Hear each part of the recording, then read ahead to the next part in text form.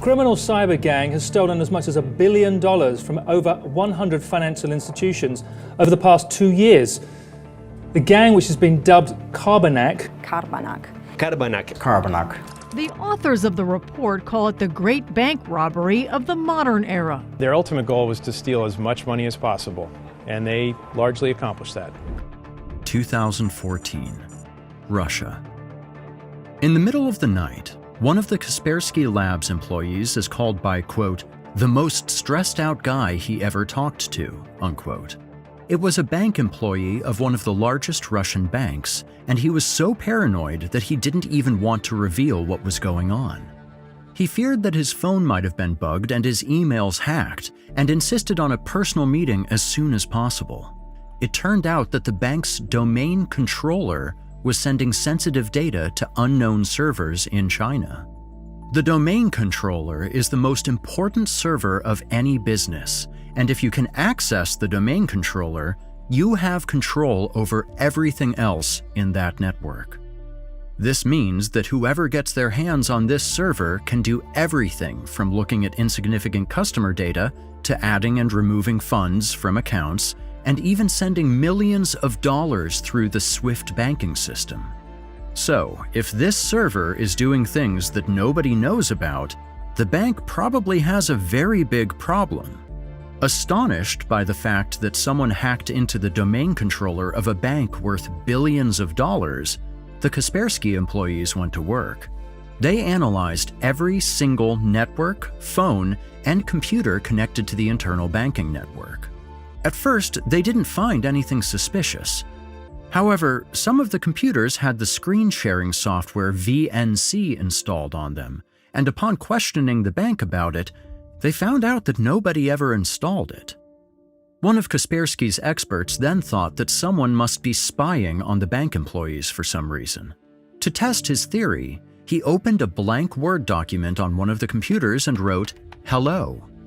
He then waited, and waited, and waited, until the computer suddenly began to type on its own. "Hello, you won't catch us," was the reply. The experts were now dead set on catching the mysterious hackers, and went on to try and find out just how on earth they managed to gain control over something as important as the domain controller. They discovered that a bank employee had received an email from someone who was claiming to be a legitimate customer. However, in reality, this email was completely fake. To make things even worse, this email had a malicious Word document attached to it. The hackers had infected the file with their malware, and once the bank's employee opened this document, the malware activated itself and installed a VNC backdoor on the computer. This is what is known as a phishing attack, or to be more specific, a spear phishing attack. In these types of attacks, hackers try to look as credible as possible by creating emails that mimic real people or businesses. These emails usually have an infected file attached to them, which can be anything from a Word, Excel, or PowerPoint document, and in some cases even images or video files. Once they successfully infected a computer, the hackers could now remotely watch and control the machine. The attackers then used this infected PC to infect the rest of the machines connected to the network, and to search for the administrator's computer. This is where the next phase of the attack begins. They would slow down the admin computer by running as many background programs as possible and hoping that one of the bank employees would eventually contact IT support to fix the PC. And this is exactly what happened. Once the IT support arrived, they entered the admin passwords and tried to fix the problems on the computer. However, unbeknownst to them, they didn't fix anything. Instead, they had just compromised the security of the entire bank. Thanks to a keylogger, a program that records every keystroke made on the keyboard, the hackers obtained the admin passwords and were now able to log into the admin account and infect the remaining network of the bank. The hackers now had access to absolutely everything, and this is where Phase 3 started. They would spy on the employees for months until they knew how they operated and what protocols they followed. They were basically a shadow employee, silently watching and recording everything the bank was doing. Once they knew about all of the protocols the bank employees followed, the robbery started.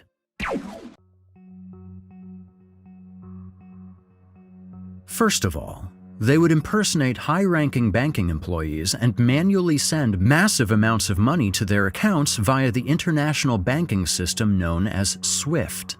Secondly, they used the bank's e-payment system to send money to their accounts, which then again sent the money to other accounts, located mostly in China and the US. These accounts were then emptied by the henchmen of the group, which are known as money mules. The next method was akin to the stuff of Hollywood movies. Because the hackers had access to the entire internal network of the bank, they were able to remotely control ATMs and make them spit out cash whenever they wanted.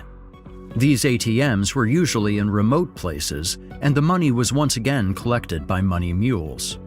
These methods were pretty amazing, but it was the last procedure that was the most interesting one.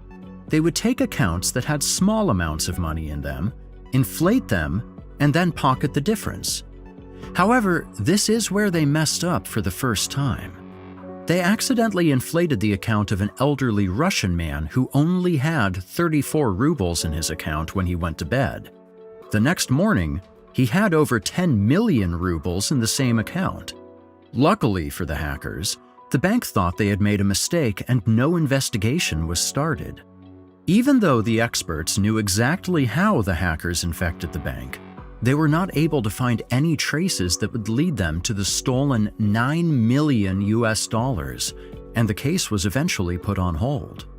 A few weeks later, Eugene Kaspersky, the CEO of Kaspersky Labs, traveled to a cybersecurity conference in Singapore. There, he wanted to talk about his experience with the Carbanak hackers, and to his surprise, it turned out that this was not an isolated case. Europol, the European Union's law enforcement agency, had also registered a few of these attacks on European banks. The two then decided to team up with the banks that had been hit by Carbanak, different cybersecurity specialists, and a few experts from other intelligence agencies. The group then formed the Joint Cybercrime Action Task Force, also known as JCAT, and started to pour resources into hunting the mysterious Carbanak group.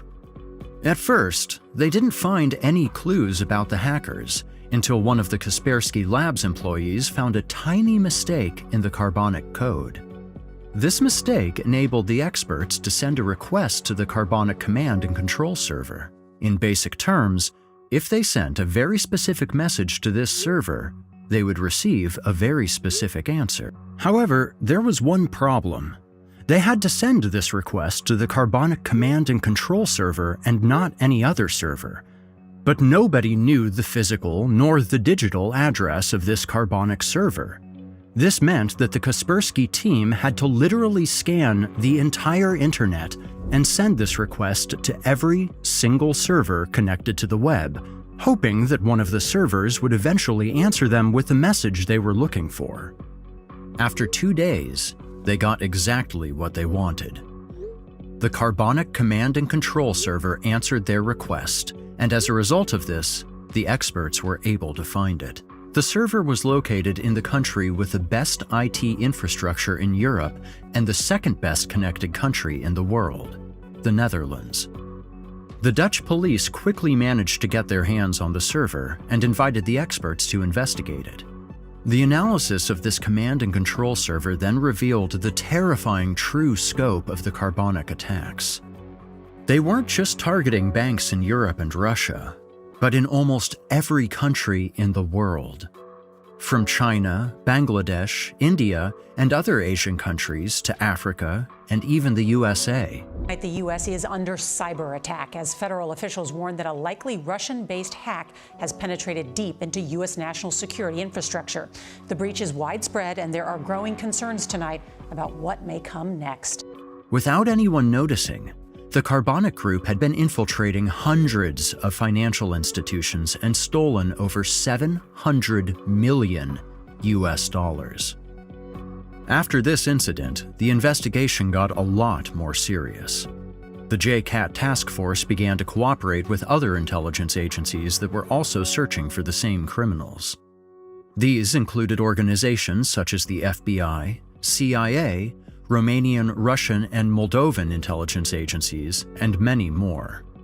As the experts got closer to the Carbanak group, they suddenly disappeared. The hackers went silent for a few months, only to return and commit the biggest mistake of their hacking careers. Taiwan, 2016.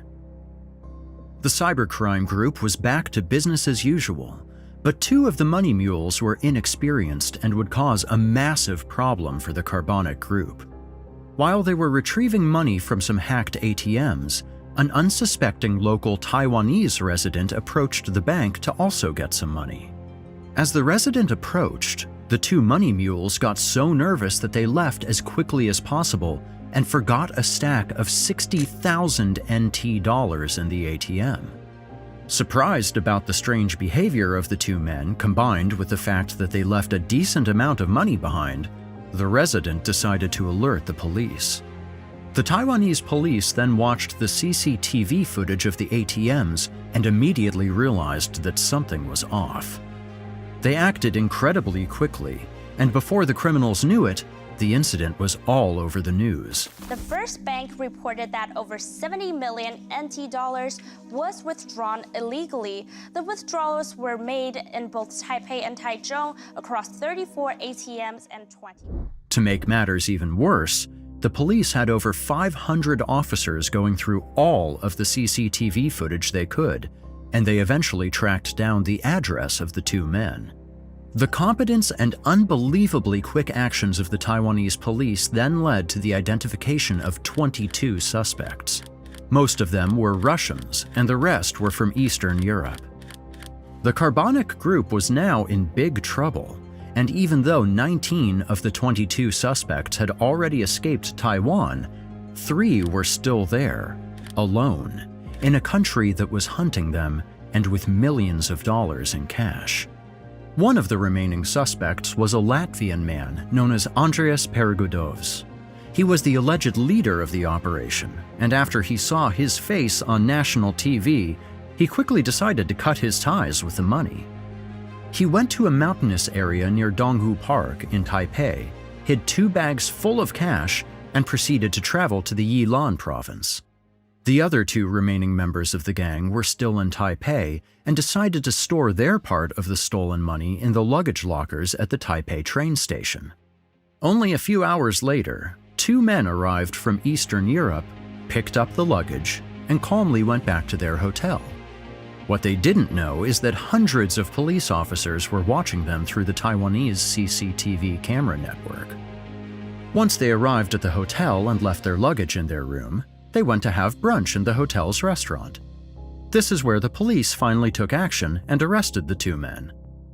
In a perfectly coordinated operation, the police also captured Andreas Pergudovs on the same day.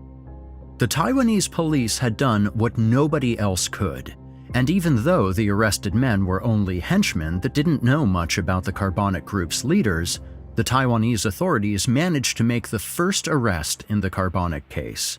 This is where the manhunt for the leaders of the group begins.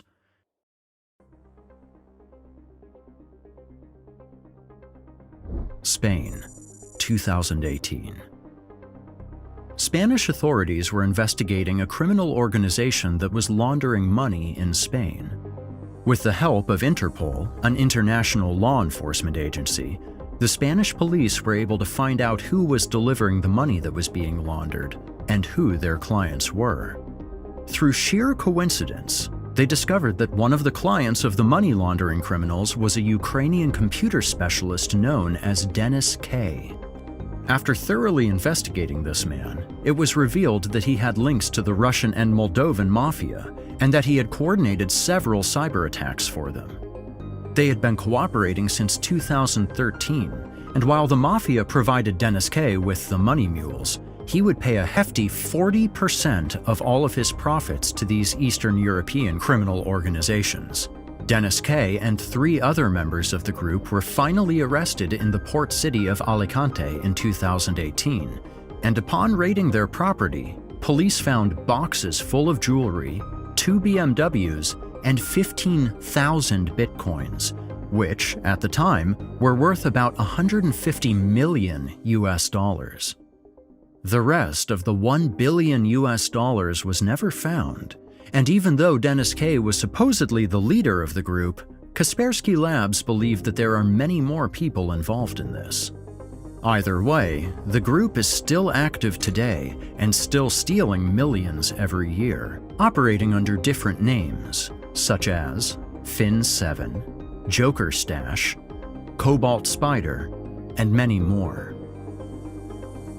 If you enjoy this video, please leave a like and subscribe. Also, let us know what you think about the Carbanak Group. Video narrated by Eric Peabody.